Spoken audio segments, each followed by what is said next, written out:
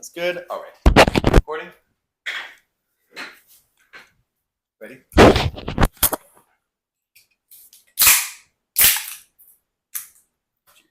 Cheers.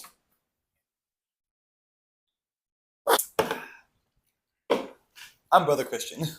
I'm Sebastiano.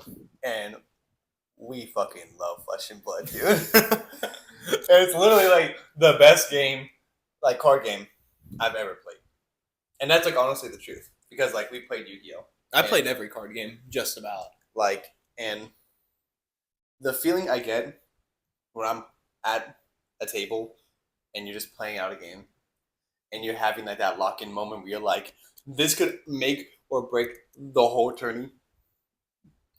It's like nothing else. It feels like every single decision you make, whether it's a defensive decision, whether it's an offensive decision, whether it's even a sequencing decision in your own turn of you have the right combination of cards, but you didn't play them out the right way, and finding that line can just make or break, like you said, an entire tournament. It's like the chess of card games. It really is. Like, it's so good. And we've been wanting to make content for a really long time now. Like, we've had videos, we've done back and forth kind of thing. We've recorded some that have never seen the light of day. Never seen the light of day, got lost in the ether. Just random tournaments that we've gone to, just like, we've done like introduction videos, but we said there's been some recent developments, and we've just decided to lock in and get going. We have to lock in. All right. What's happened, Sebastian? So, well, first off, kind of on the hype train, day 2 of the Pro Tour. Pro Tour Las Vegas is going on. We're recording right as the last round of Swiss just ended. Novachan and Michael Hamilton's match just ended. Kind of, it even brings this point further of how crazy good the game is. That game was so close. It seemed like Novachan had no chance for. Well, it seemed very even. Then a counter on the Tunic happened. A Crown of Providence block early happened, and it just changed the entire tide of the game. It seemed like Novachan wasn't about to win, and then it seemed like he was about to win. He spun it back. And then Michael Hamilton did 2 turns back-to-back that were just so masterfully crafted. Masterfully crafted that just absolutely, it just turned the entire tide of the battle. It genuinely felt like one of the best games of Flesh Blood I've ever seen, and it was a mirror match. That's how crazy it is. And I tend to notice that in Flesh and Blood, mirror matches tend to be some of the most skillful and the most, diverse games, even though it's the same deck. Just slight few card changes, how you do it. No, yeah. Because literally when you're playing against 2 people, you're both locked in. There's no other feeling of locked in when you're both playing the same deck and you're like, literally like your brains like connect on like a certain level, and you're like, I'm playing the same matchup that you are. Let's see who can go to the end first. Yeah. So let's see who can get there. So that's going on right now. Top 8 is tomorrow. I'm voting for Michael Hamilton to win. But there's also Usurp the Shadow Throne, set 20. Just like got all the trailers and everything. I've been freaking out about this set for so long because this was our wish list. Because Sebastian was playing Chain originally, the first Shadow Room. That's why we have all the Chain stuff. Yeah, exactly. Chain Stan. RIP to the GOAT. No, but then at the same time, I've been, as soon as Gravy Bones dropped and they introduced the Necromancer class, I was like, it's finally happening. Because in the lore, there's a Shadow Necromancer. And when they released Dead Threads with Necromancer chest, not like a certain talent or class, I was You knew from the beginning. I knew from the beginning. You knew from We're getting another Necromancer soon. And set 20's coming up. It's the Shadow Necromancer. And it dropped our wish list, bro. Everything we've wanted for like the last year has finally happened. Calling Atlanta? Calling Atlanta. The 100th calling. We live in Atlanta, so it's happening here. We've been asking for a Calling Atlanta since calling started. And we've gotten some Battle Hardens. And the Battle Hardens have done well every time. And it's been like, we have a core group here. We want a calling. It also just seems like one of the best locations for the Southeast area because you have the Alabama players, you have the Tennessee, the South Carolina, North Carolina players, the Florida players, which is a big community as well. And then you have the stronghold of the Georgia players. It just seems like, why would you not have a calling there already? Apparently, it was something with the venues were more expensive in Atlanta, so they just kind of never came up. But I'm so glad that they finally just said, you know what, it was worth the wait. It was worth the wait. To get the 100th calling, I feel like I'm glad we waited, you know? Exactly. And I just know that this is going to be like the Sendai colony of Flesh and Blood, where like everybody's going to be there because it's the 100th calling. Yeah. And it's in Atlanta, which is like the biggest hub of the Southeast. So I'm imagining every person that we've been watching like the last year is absolutely going to be at this tournament. Yeah, Not to mention all the Georgia boys, all the Alabama boys, people we've been playing with since the game came out. So it's like the accumulation of all the biggest things in our Flesh and Blood career finally coming together. Yeah. And it's like, it's here, and we're going to lock in to play it. Because I want to win. I mean, I want to win as well, but I would say as long as someone from Georgia gets it, I'll be happy. Oh, yeah, sure. We got to stay humble. But of course, if it's me, then that's just all the more better. If it's me, then the win's for all of us. Exactly. We all win if one of us wins. But if I win, then I just win. Yeah. Nah, I win. Yeah. So, before Calling Atlanta shows up, we got Calling Kansas City coming up. We've already booked our flight for that. We're going, it's on August 23rd, I think. Right? Yes. Okay, yeah, so we're going to be going to that. There's also going to be an AGE coming up. In next week. Next week, week, you're going to it. I'm going to be going to that. I may be going. Possibly. We might shoot video for it. We don't know. I think we'll definitely, if we go, we'll try to do a little tournament vlog and actually plug it into this video. So you'll probably just see that in a few minutes. But I'm really excited that we even get the opportunity to kind of have the Southeast, AGE coming to the Southeast, and potentially we can get more tournaments in here, battleground tournaments, potentially regional tournaments. Because there's a serious lack of just like random tournaments that pop up that aren't like guaranteed invite to the Pro Tour or something. Yeah. It's just everybody coming together and just having some fun, you know? Exactly. I think that's kind of what the Southeast has been missing is a tournament circuit where it's not just, ProQuest or RTNs or big callings that you have to travel all the way out to, because that's been kind of our issue why we took sort of a break at the beginning of last year. Yeah. And we came back at the beginning of this year is because it was just too expensive to travel. The decks were too expensive. Like, we had to lock into life for a little bit. Real life going. Real life going just a little bit. But then as soon as we got it kind of stabilized, here we are playing Flesh and Blood again. And the reward we got was just so worth it. I would have taken 2 years off. We could have got, knowing that we would have had like Calling Atlanta coming up. I know, and I think just the culmination of everything that's happened. This year's just been such a great year for Flesh and Blood as well.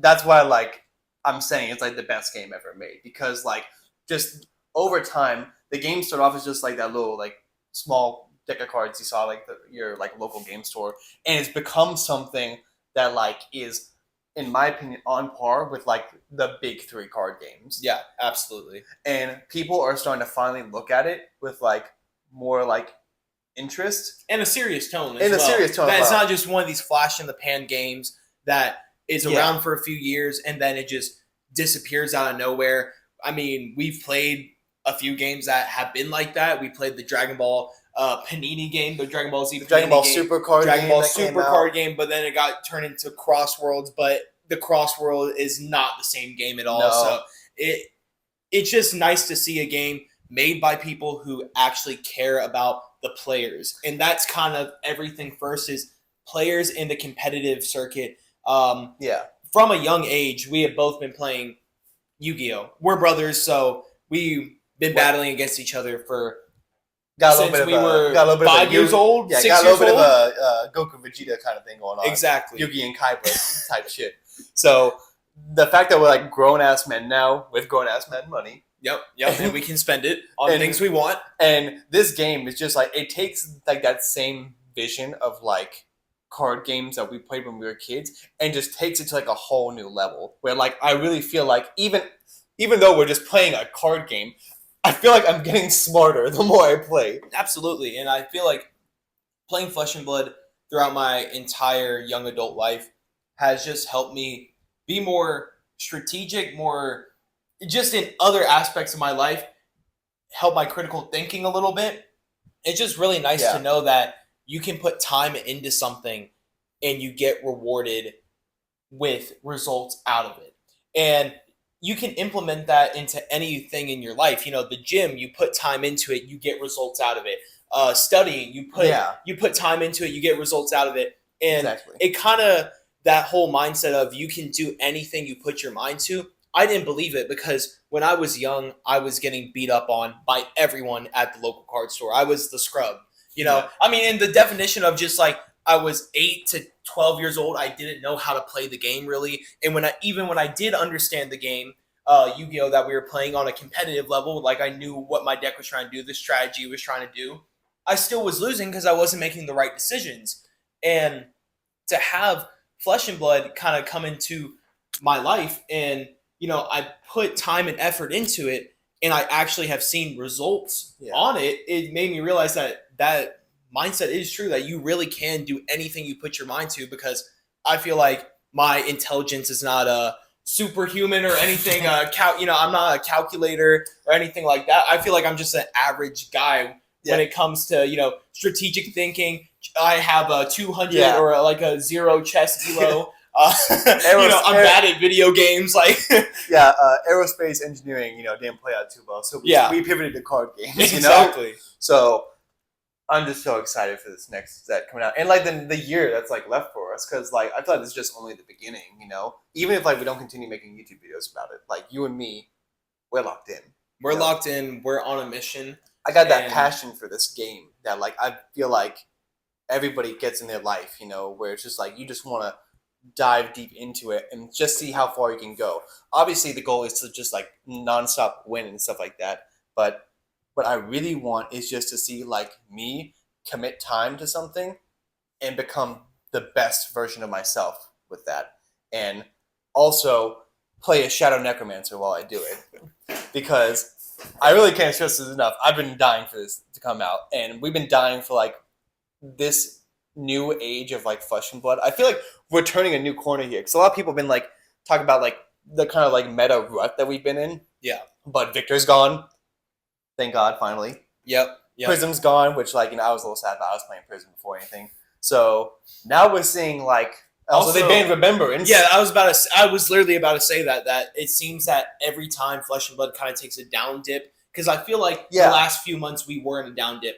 Omen's release, the heroes aren't really meta relevant. Like the new Acilio, when the old Acilio gets rotated, will probably be meta relevant just because the Lightning Wizard card pool is so strong. But for him to come out the gate weak, Ziggy did make a splash, but as we saw in the Pro Tour weekend, none were doing well past the later rounds. Like I think a few did make day 2. True, but they did say Ziggy is going to get a support card in this set. That helps him out? That helps him out a lot. But I'm saying he came out kind of, all the heroes kind of came out dead on release, you know? And I feel like having kind of the Super Slam set into a hyped, everyone was hyped for the Omens of the Third Age. LL has been taking out so many people's main heroes. Yeah. Verdance. I mean, from the beginning of the year, if we counted them all, it would almost be 10 heroes have rotated. Yeah. And these were all big meta contenders, and there's still a few heroes that are just about to go across the finishing line, and it kind of leaves people in a mindset of, where do I go next? Well, a new set comes out, you kind of look towards the new set of, well, these new heroes are coming out, they're cool, they're interesting, they look fun, and then when they come out kind of dead on release, and you don't have a backup to go to, it kind of leaves you lost. And I've been feeling kind of lost, I would say not so much anymore, because I kind of found my lane with Katsu, with Vincent. She's on the up and up now, because she's one of those heroes that kind of was dead on release, and over time it's just gotten consistently better and better. So now she's like a deck people look out for. But I think the big point I'm trying to make with all this is, and then Remembrance being a big part of the meta, Fatigue being a big part of the meta, and it's still a part of the meta, but I feel like it's in a better spot now where it's like value Fatigue. And then we were talking about all this. We went to the Nationals. I went to Nationals. You went to Nationals. And the sentiment around Nationals were people were happy with the game, but they were really kind of disappointed in Omens. And then to see that LSS made that article right after nationals addressing. Shout out to LSS. Yeah, that's what I'm saying. Addressing everything I just talked about. Addressing that, hey, we've kind of made it where heroes do kind of feel dead on release, and they need those expansion slot cards in later sets to kind of get powered up. And we feel your pain, and we can't do it for the next things in development, but the things after that in development, we got you on that. So I'll say this right now, okay? Fuck Wizards of the Coast and fuck Hasbro, okay? Because it is one thing that keeps a card game alive. It's listening to their fans and listening to people who play the game. And then people were complaining about Remembrance, and they addressed that for the Pro Tour. They're like, hey, let's shake up the meta a little bit. Let's ban it. And they admit when they're wrong. They say, we made a mistake. It's one of the biggest memes of early Flesh and Blood. We've made a mistake. Yeah, they made like a few bans that were a little overzealous, or I would say like a little, like they were expecting things to go a certain way earlier, and then when it didn't, they pulled back and they're like, okay, yeah, sorry guys, that was our bad. We can't like always get it right every single time. But Channel Lightning Valley was understandable. Yeah, okay. Channel Lightning Valley had to go. Okay. Yeah. But giving back Skyward Serenade, giving back Blue Somersault, these are steps I can definitely say that are in the right direction and are leading towards a healthy environment for Flesh and Blood that I've always seen and I've always wanted to just keep on growing. Exactly. So I'm really excited to see where things go now. So we're locking in to Kansas City. We were supposed to lock in the beginning of this year. We had videos planned.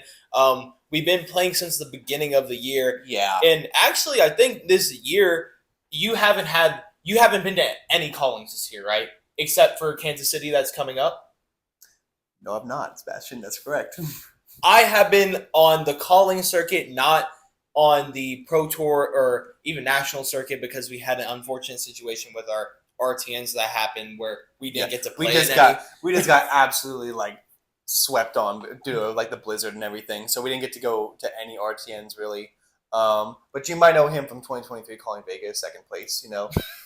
Yeah. Shout out to Tyler back when Hartspool. Chain was good and nobody knew how to play the game. Yep. And people know how to play the game now. So everybody the game is way harder now. You gotta earn it now, dude. But you might have also seen me on the Flesh and Blood live stream in the early rounds, because callings that I started out pretty well in, I kind of fumbled at the end and lost my win-ins for day 2. And that's kind of been my story in Flesh and Blood this year, is losing right when it matters. At my first tournament back at the Battle Hard in Atlanta, I was 1 win off of top 8, and then I lost a win in the top 8.